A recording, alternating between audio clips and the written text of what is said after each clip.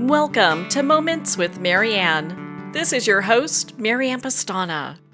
And we're here today with special guest, Laura Burges, who's here to share with us her new children's book, Buddhist Stories for Kids. So, Laura is a lay and trusted Buddhist teacher in Soto Zen tradition. She lectures, offers classes, and leads retreats at the San Francisco Zen Center and at other practice places in Northern California. She is the abiding teacher at the Lenox House Meditation Group in Oakland and has taught children for 35 years and now mentors other teachers. So let's welcome to the show, Laura Burges. Thank you. Thank you, Marianne. Your book is so well done and so well illustrated. What inspired you to write this book? Well, Marianne, I had written a Jataka Tale. A Jataka Tale is a birth story of the Buddha. There are about 550 Jataka Tales. These are stories that the Buddha told his followers about his previous lifetimes. And, he had been born before as an elephant, as a monkey, as a flash of lightning. And the story really grabbed me, and I wrote a Jataka Tale years ago. And then I embarked on a career of teaching children. And teaching children was in synchronicity with my Buddhist practice. I think I was a very different teacher than I would have been if I hadn't been practicing Buddhism. And I think I'm a different Buddhist than I would have been if I hadn't taught children for 35 years. And so these two parts of my life came together, my practice and my love of children and teaching, when Shambhala contacted the San Francisco Zen Center, where I've practiced since 1975. And Ivan Berkholz, the head of Shambhala, asked if anybody at Zen Center was a writer, a teacher of children, and a long-term practitioner. And so David Zimmerman, who is an abbot at Zen Center, suggested me, and I sent them a story, and that was the beginning.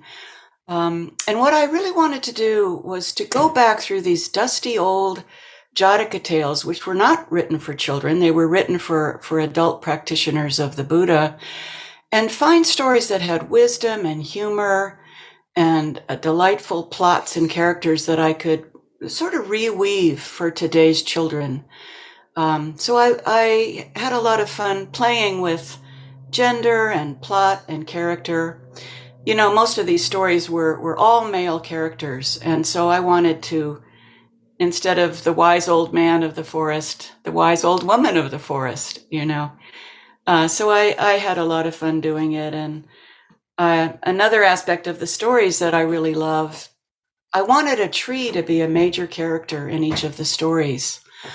The Buddha was born under a tree. As a child, he sat under an apple tree and meditated. Later, as an adult, he was enlightened under a tree. He taught under trees, and he died under a tree. And I thought maybe the Buddha learned a lot from the lessons that trees teach us, just planting themselves where they are and giving back so much, including medicine and fruit, and of course the air that we breathe. So this was my goal, was to bring together authentic trees and animals of India, and using the old stories as a starting off point, reimagine them for the children of today. So this has been so much fun for me, and I'm so happy for your interest in the book. Well, this book was brought together so beautifully.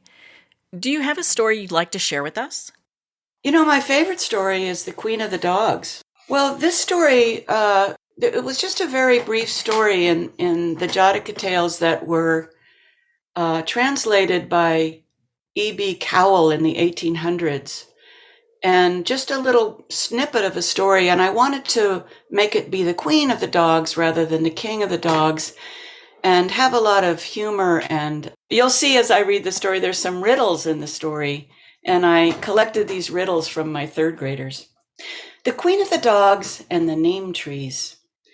Long ago, in another place and time, there lived a proud and wealthy man. He was most proud of the orchard of neem trees in his garden. The bark, leaves, and seeds of these trees were used to make medicines, soaps, and lotions, and they were graceful trees that gave out a wonderful fragrance and deep shade in the warmth of the day. Often the man would walk among the trees and feel their peace.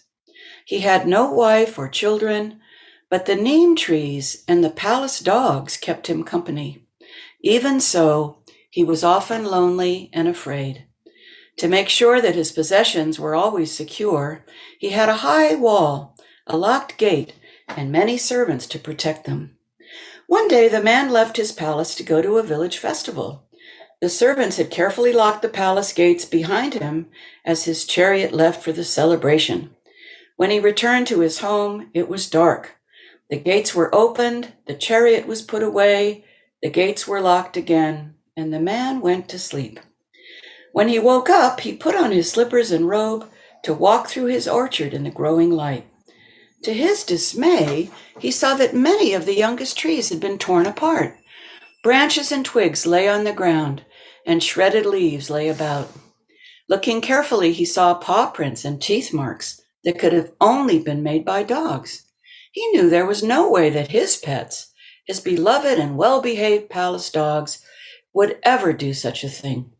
Though he was filled with sadness, it quickly turned to red-hot anger. How can this be?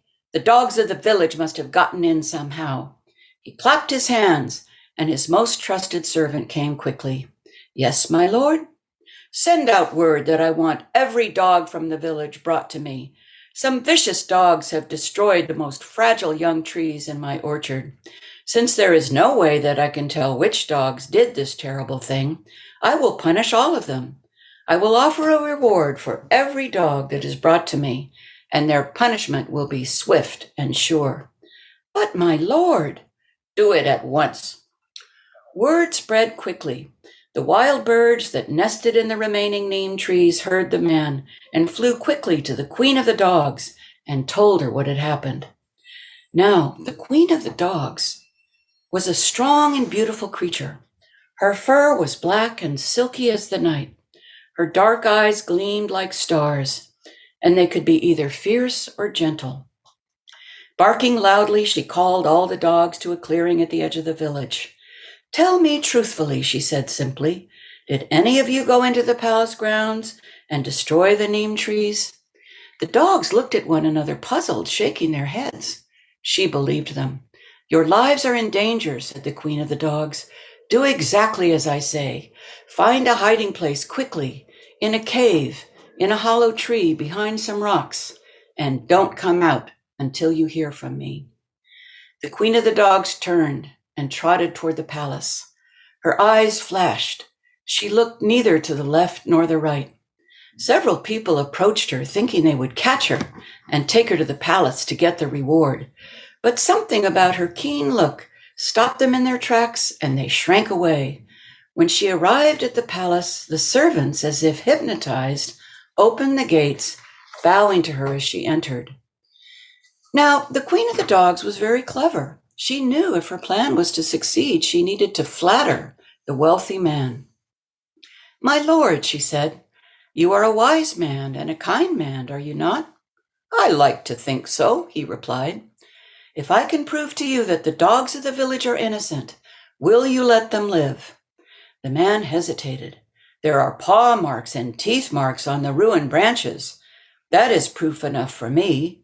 You don't suspect the palace dogs? She asked. He laughed. My dogs are gentle and well trained. They would never do such a thing. Just the same, would you be kind enough to give me permission to question them? The queen's warm, brown, gentle eyes glowed at him and melted his heart. As you wish, he said quietly. He called the dogs, and they sat obediently in front of the queen of the dogs. Let me ask you, she said to the first dog. I'm tall when I'm young, and I'm short when I'm old. What am I? The man looked at her. What kind of question was this? I thought you were going to question them about the crime, he said. Please, sire, with your permission. She asked the question again. I'm tall when I'm young, and I'm short when I'm old. What am I? The dog cocked his head. A candle, said the queen. The dog began to chuckle. Turning to the next dog, she said, The more of this there is, the less you see. What is it? The dog cocked his head, not knowing. Darkness, barked the queen.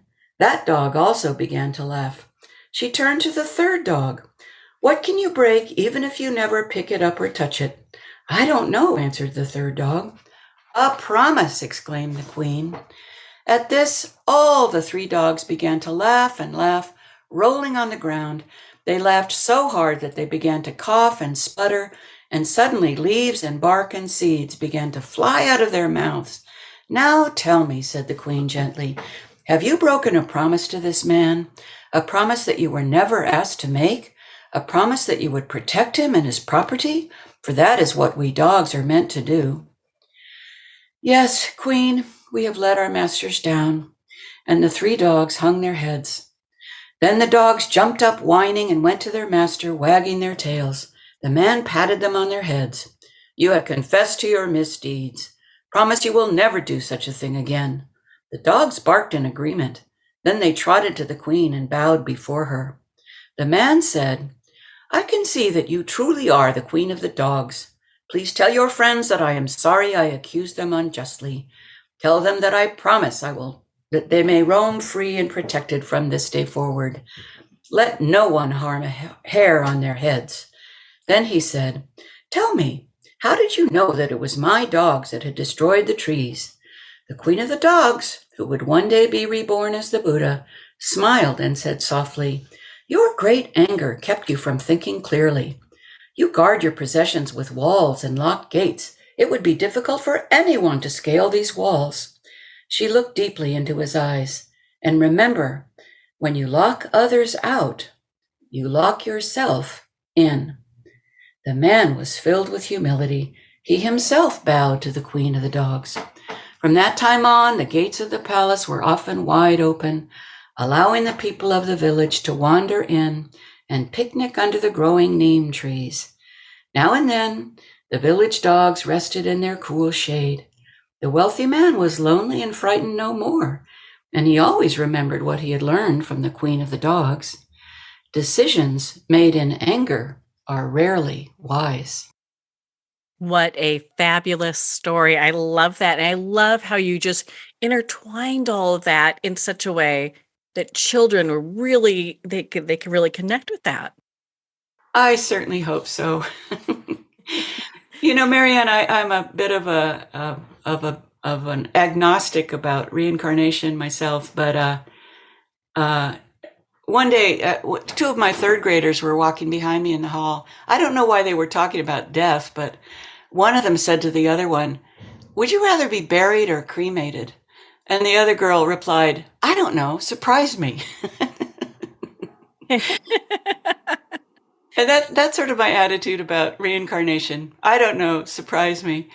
But whether you take these stories literally or not, they're so rich with Buddhist teachings, with folklore about the superstitions and values of ancient India. And it really opens a window to children onto a sort of an introduction to Buddhist thinking and Buddhist values. So I'm looking forward to my former students, who now have some children of their own, reading this book to their kids. It seems that every chapter was teaching some life skills for children. Well, Laura, where can our listeners connect with you and be part of your community? Well, thank you. I'm on Instagram, and you can find my books on the Shambhala website. Well, Laura, thank you so much for taking the time to be on the show with us here today. Marianne, I'm so grateful for your interest, and what a wonderful service you provide to writers and readers. It's just a lovely gift that you offer the world, so thank you. Well, thank you, Laura. It has been such an honor to spend this time with you and to talk about your new book, Buddhist Stories for Kids. Buddhist Stories for Kids is available at Amazon, Barnes & Noble, and all indie retailers. And again, remember to support our indie bookstores. We're going to pause here for a quick moment, and we'll be right back after these messages.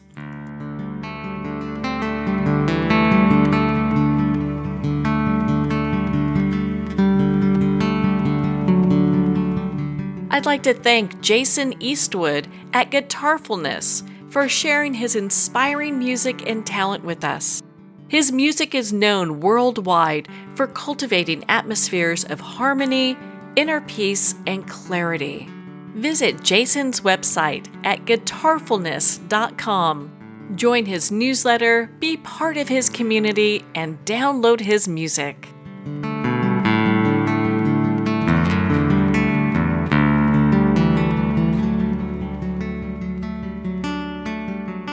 Well, we're at the end of our time today. I'd like to thank everyone for tuning in. You've been listening to Moments with Marianne, where we make every moment count.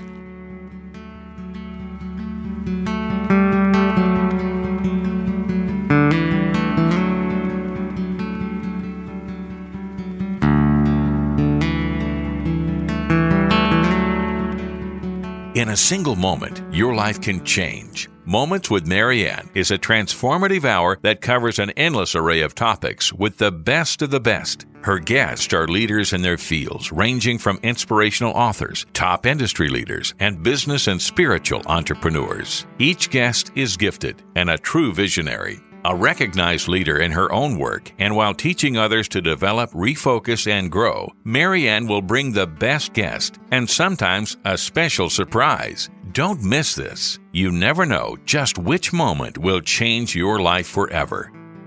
Make sure to tune in and visit momentswithmarianne.com for more information.